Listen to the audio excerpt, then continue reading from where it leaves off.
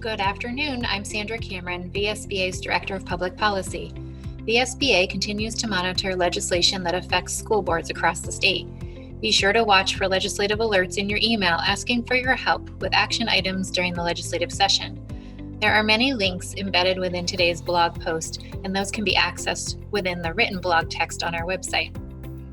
Last week, legislators heard testimony regarding literacy instruction and outcomes as outlined in the Senate Education Committee Bill 21-0807, currently version 1.1. The bill proposes to require supervisory union boards to adopt a literacy policy and to conduct an annual evaluation of the superintendent's job performance, including whether goals for improving student literacy outcomes have been met.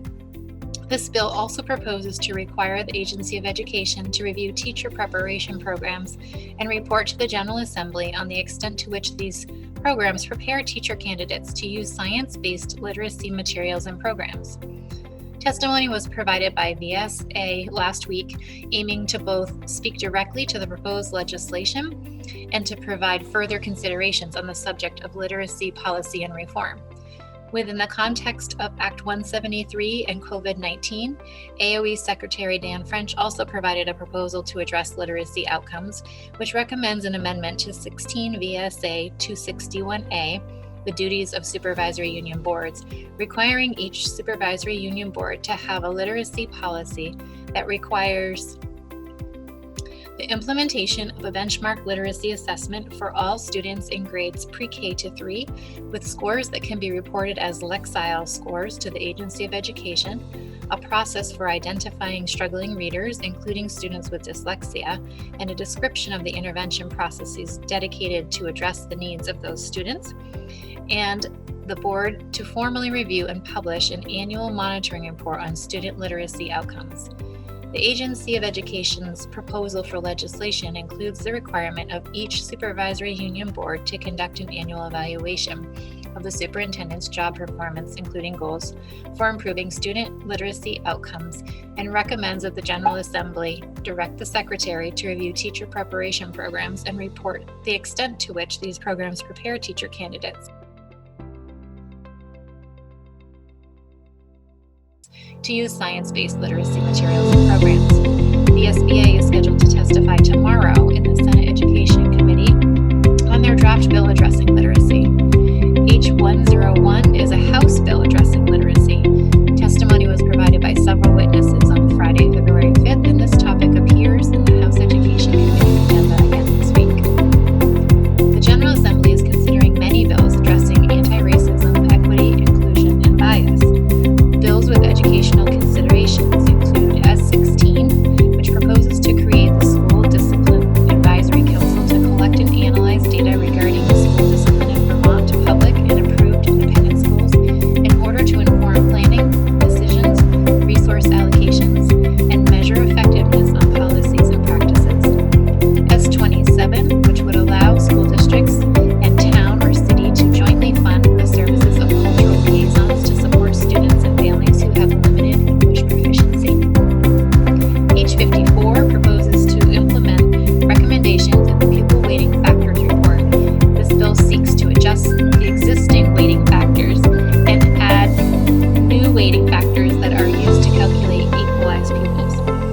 S13 proposes to require the Agency of Education to develop a plan to implement the equalized pupil weighting changes outlined in Pupil Weighting Factors Report, dated 12/24/19. H106 proposes to facilitate and provide funding for the implementation of community schools that provide all students with equitable access to a high-quality education.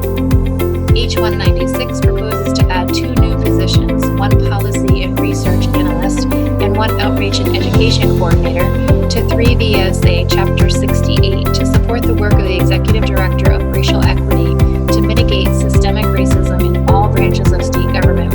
and to appropriate funding for these positions. And finally, H163 proposes to enhance equitable learning environments for all Vermont public school students and to ensure a safe and affirming workplace environment for all school staff, especially those students and school staff who have been historically underrepresented and underserved due to factors such as their race, ethnicity,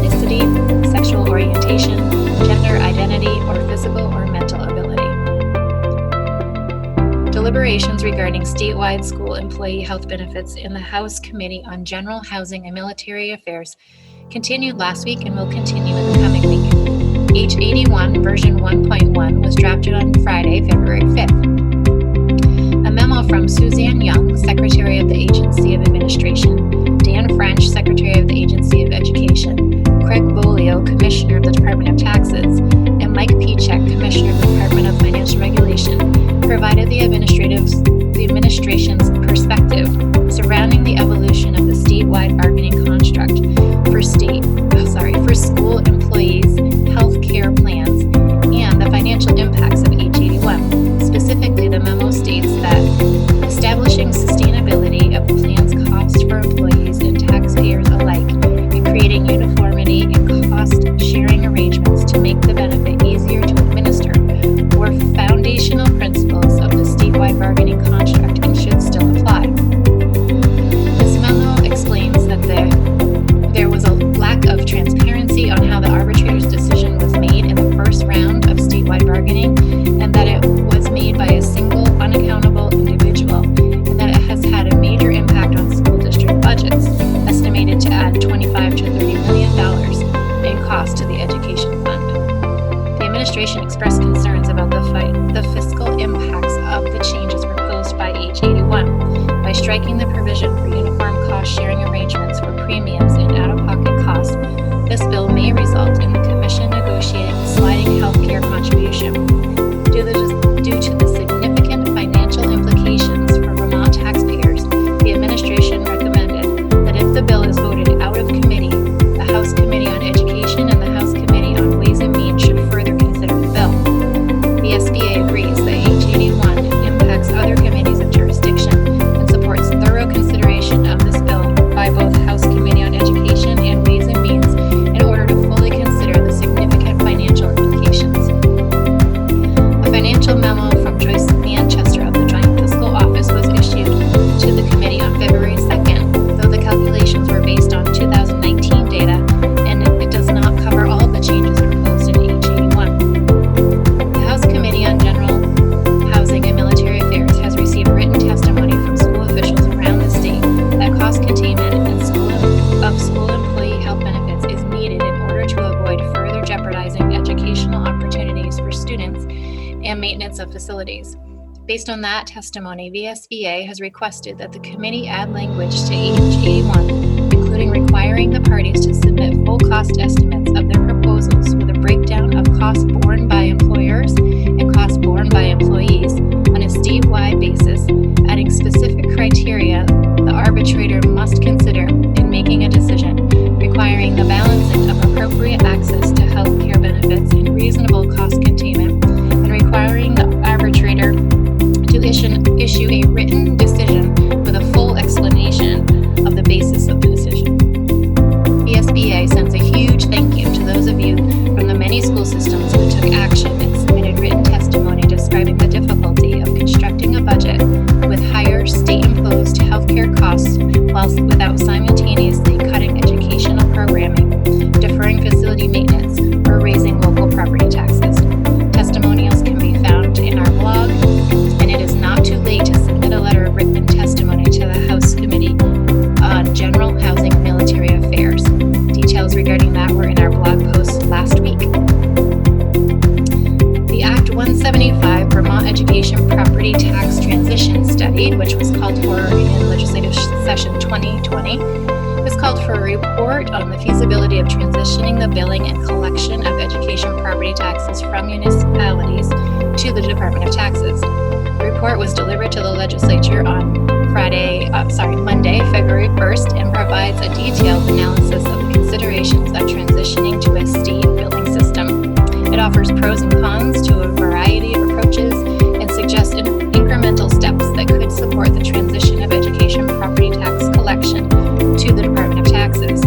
All of this needing to be considered in conjunction with the interplay of the pupil weighting report. Legislative committees continue to discuss the governor's